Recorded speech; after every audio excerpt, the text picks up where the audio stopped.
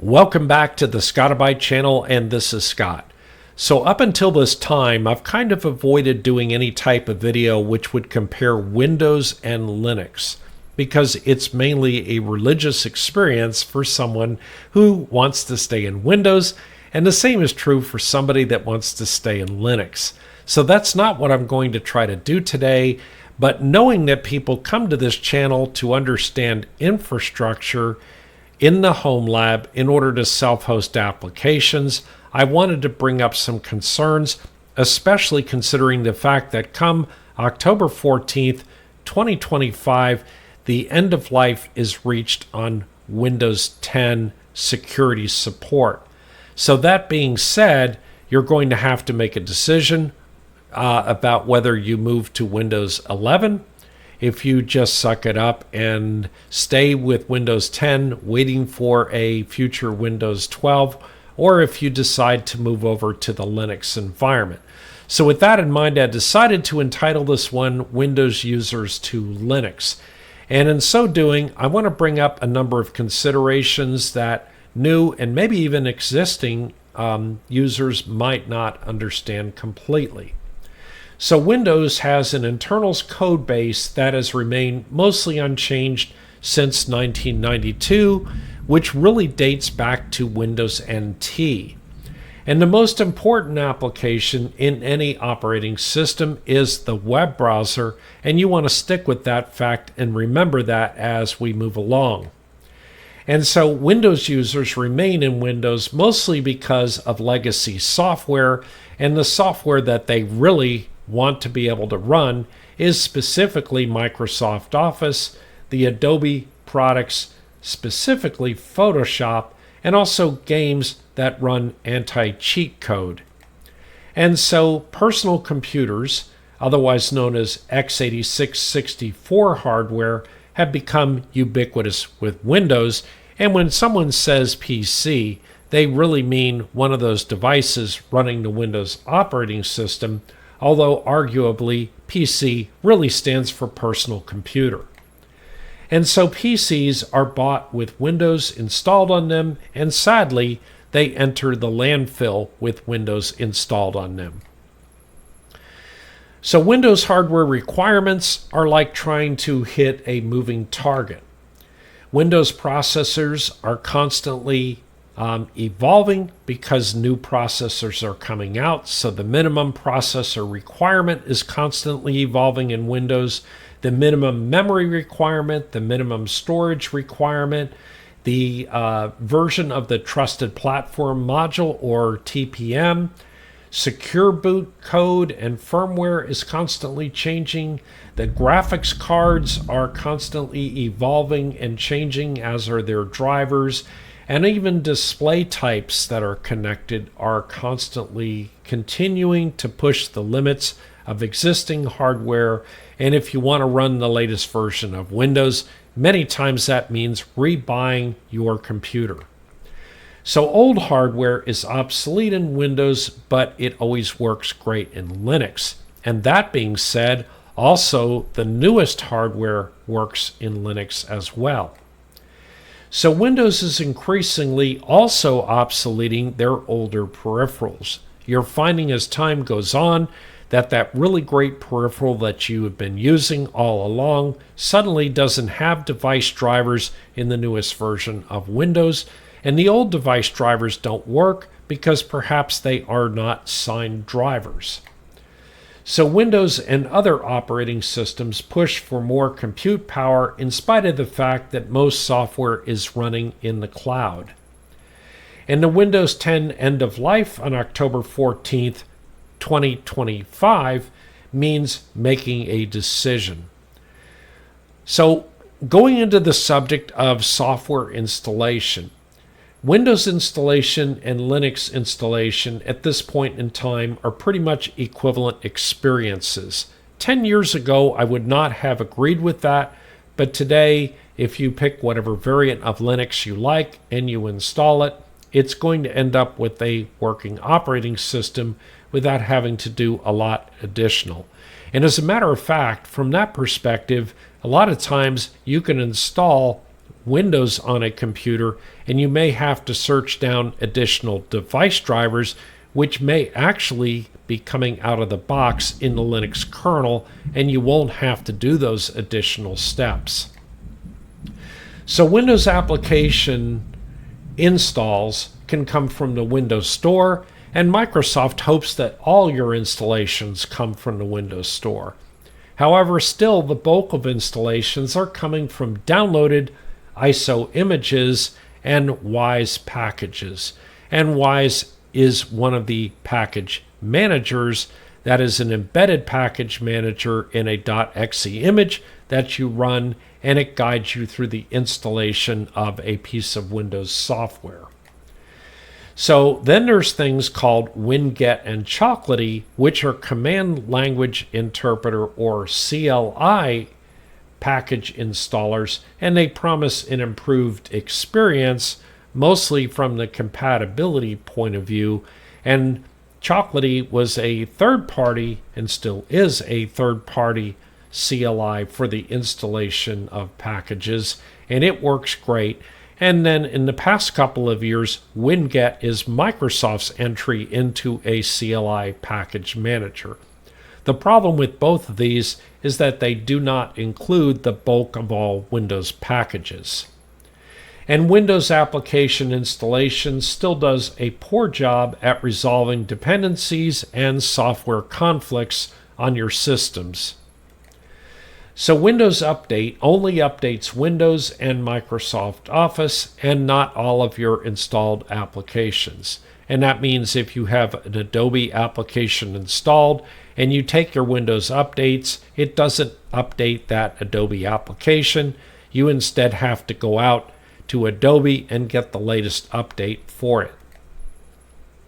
And Windows Trust signed drivers, and signed drivers are signed because they run in kernel space.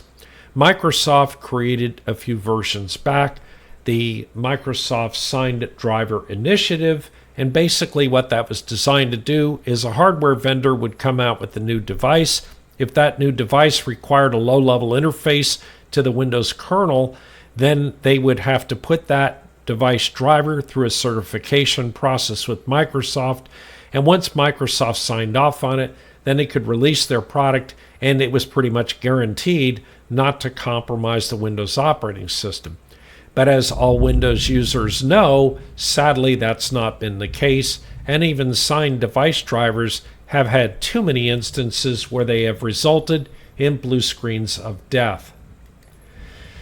So then there's the subject of Windows customization. And most of the user experience in Windows is dictated by Microsoft to provide a consistent experience.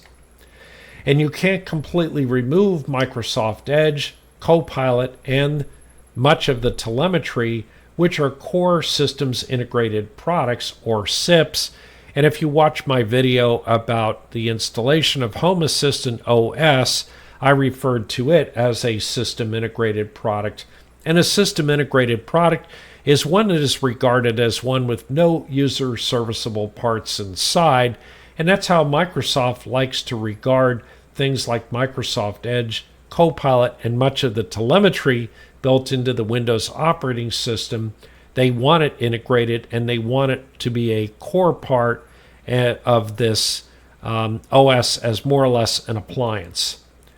So changing the application launcher, the Windows Manager, the taskbar, and Windows Explorer are only supported to some degree, but they're mainly unsupported from a Microsoft perspective. And again, that goes back to the idea that Windows is largely designed to be no user serviceable parts inside.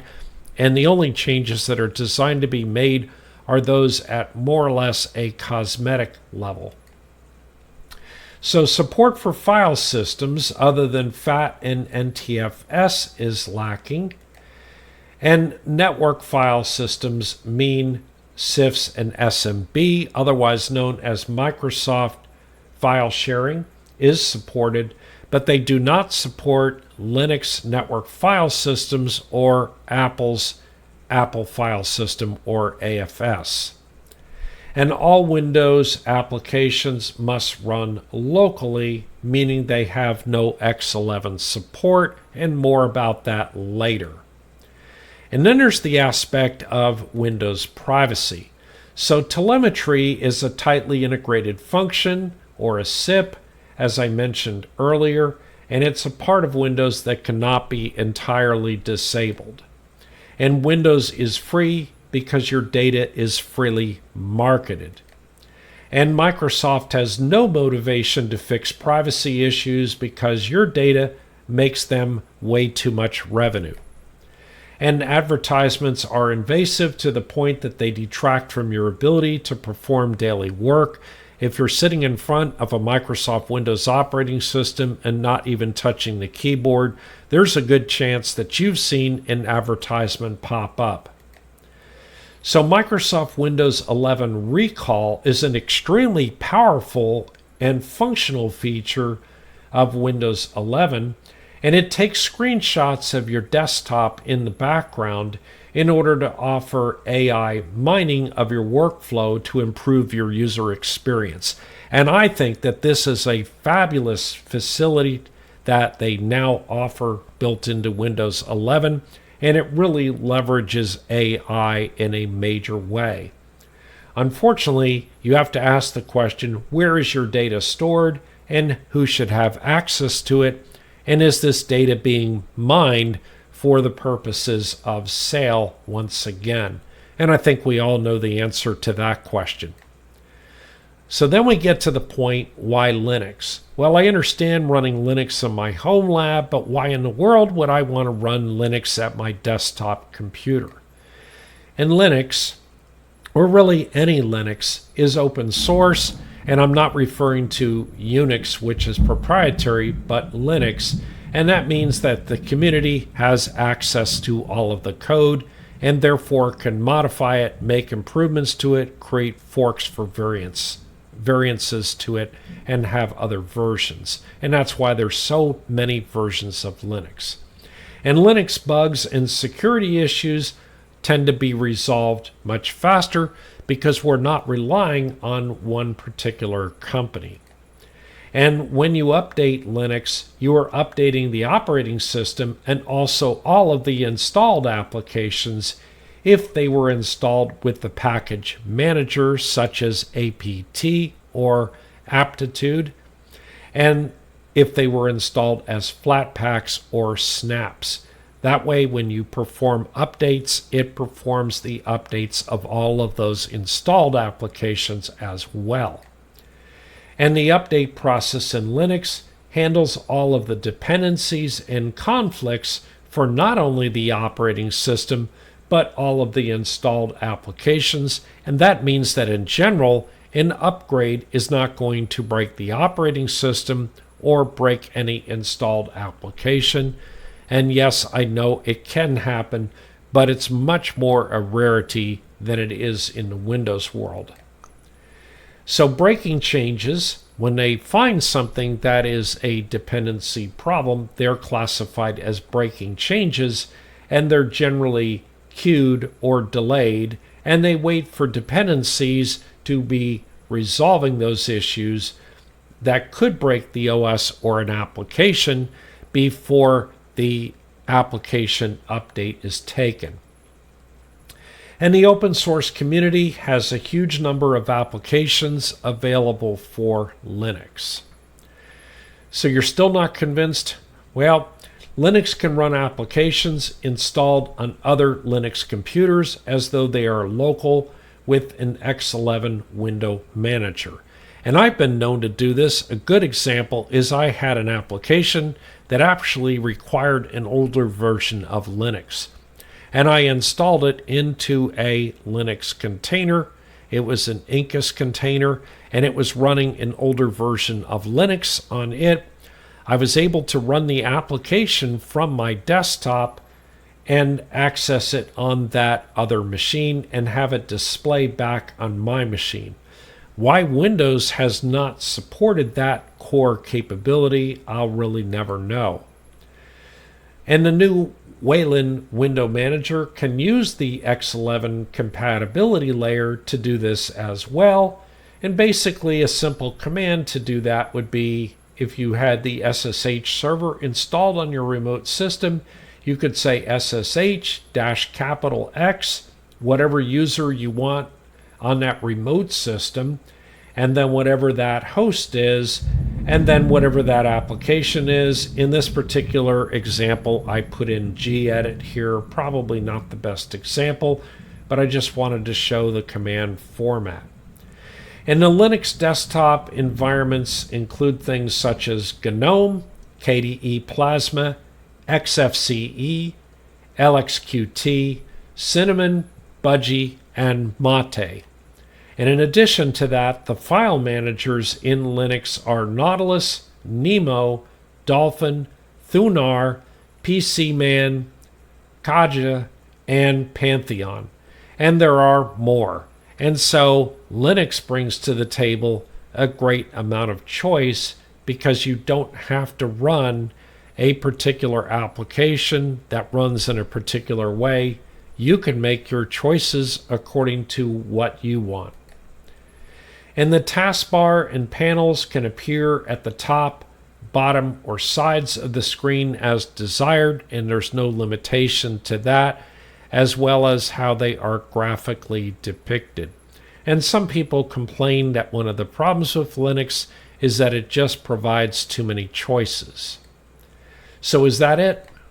Well, Linux is installed to the disk. So that means that when you do a Linux installation, you're actually installing files to the hard drive. In Windows, in contrast, when you do an installation, you're installing to the hardware. What that means is it means you can pick up the disk that you installed Linux on and put it on a different computer and it will still run. The only limitation to that is probably the device driver for the video card. And Windows being installed to the hardware, if you pick up a Windows hard drive and move it over to another computer, it will not run because it is configured for the hardware, and that was done at the installation time. So Linux is also way lower resource use, and Windows is used a lot higher resources, and there's several reasons for that. Linux has fewer viruses and malware. Yes, there are Linux viruses and malware, although most people don't focus on creating them for Linux because the bulk of users, now close to 90-something%, are running Windows, whereas Linux has a market share right now of anywhere between 4 to a high of 7% in recent years, and I think that may go up a lot more this year. There have been some locations that have moved to Linux quite a bit. A good example is the German government moved to a Linux desktop from Windows. The EU, because of privacy laws, is going to begin a migration to Linux. And as this happens, I think that there are going to be more and more Linux users out there. So Linux has very efficient, low-resource firewalls such as IP tables and NFT tables. And UFW is a higher-end application in Ubuntu Debian, which is a front end to those firewalls. And those firewalls are extremely efficient. And my favorite are the software repositories.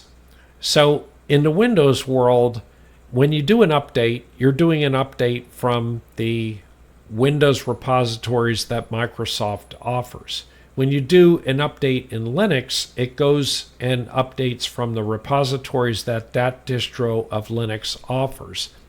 But if you're installing a particular application from a particular software creator, many times they offer a repository, and if you add that repository into your Linux configuration, you can install applications from it, and then when they have updates and those updates go into those repositories, when you perform updates, it will update those applications as well, which we discussed earlier. And Linux doesn't beat up your SSD. An SSD means either a SATA SSD or an NVMe. And we all know that if you beat up your hard drive or your SSD devices, that's going to largely affect their lifetime. The reason that Linux doesn't do that is because Linux has minimal background services. The services that you install or you are running are the ones that are running. Everything is typically cached in RAM rather than choosing to spool to the hard disk or swap to the hard disk like Windows really insists on, even if you have a ton of memory. There's no constant defragmentation operations taking place because basically ext4 or ZFS don't need those. There's no constant indexing in the background. There's no registry cleaning because there's no registry. And there's no virus scanning, and there's no telemetry. So all of those things take a lot of time and resources in Windows. And since Linux isn't doing that, you don't have those issues. Something I always found fascinating is if you have a Windows machine and a Linux machine sitting in front of you, and you just watch the hard drive light, if you're not touching the keyboard on the Linux machine, you may not see any hard drive access at all. If you're not touching the keyboard on the Windows machine, chances are the hard drive is continuously being accessed. So then updates rarely break Linux or the applications in Linux because of this modular package management, also the way in which the dependencies are resolved, and forced reboots never happen. Anytime there's been a change to the kernel, you may require a reboot in Linux, but you don't have to take those updates ever if you don't want to, and you don't have to perform a reboot unless you want to. And that's in great contrast to Windows, which is going to push certain updates whether you want them or not, and in the process of performing certain updates, you may have to go through multiple reboots because of the way that application updates are phased. So Linux updates are faster because smaller targeted packages are updated, and there is no staging, no multiple reboots, and no centralized repository looking for system files. And so all drivers are compiled into and are part of the Linux kernel, and typically the only add-on driver you're going to have is going to be your driver for your video card. There are other instances. You could be adding a driver for a network device or so on. You could be recompiling the kernel, but those aren't typical things that average Linux users do. So then the biggest comment that you hear from Windows people is, well, I really hate the command line, and I've heard that Linux requires me to use the command line. And so modern Linux desktops let you do pretty much most everything in the GUI. I would say that the same is true of Windows. Most everything is in the GUI, although from the beginning, Windows hasn't really required you to go to the command line. And back in the beginning, Linux certainly had primarily a command line interface, and now in 2025, just about every Linux is going to provide you the ability to control just everything you're going to need to control within the GUI. That being said, on this channel, I focus on learning in the GUI because it teaches you a lot about the operating system and about the infrastructure to understand exactly what you're doing. And so Windows Command Shell and PowerShell are for power users, just like the Linux BOSH, SH, ZSH, KSH, CSH, and fish shells are, although the fish shell is a very beginner shell that kind of guides you along. And there are a lot of tools that really make using the command line easier. And on this channel, I typically use the BOSH or the Born Again shell because it is the most common shell that is in use out there. And so I try to get people familiar with those commands as we self-host applications and as we work with containers. And so Linux servers are very lightweight and they don't have a GUI. There really isn't anything equivalent to that. If you load Windows Server, you still get an operating system that has a GUI associated with it, but in general, you don't really have something that's like Linux Server. And Linux servers can be really lightweight. Even more lightweight than that is on this channel we discuss Incus containers, and Incus containers are even more lightweight.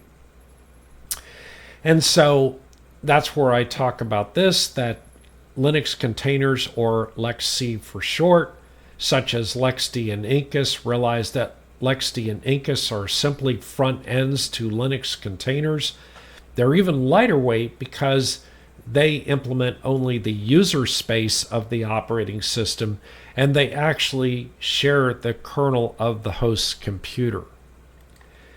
And then learning the CLI is useful in installing self-hosted web-based applications in your home lab, as I mentioned a little earlier.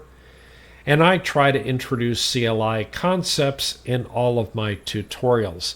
That being said, for Incus, I have also provided information on more than one video on Lex Console, which is a very nice GUI web interface front end to working with your Incus and LXD containers.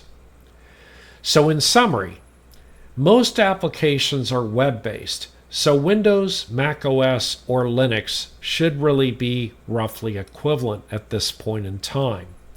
And if you need a Windows app, run a Windows VM.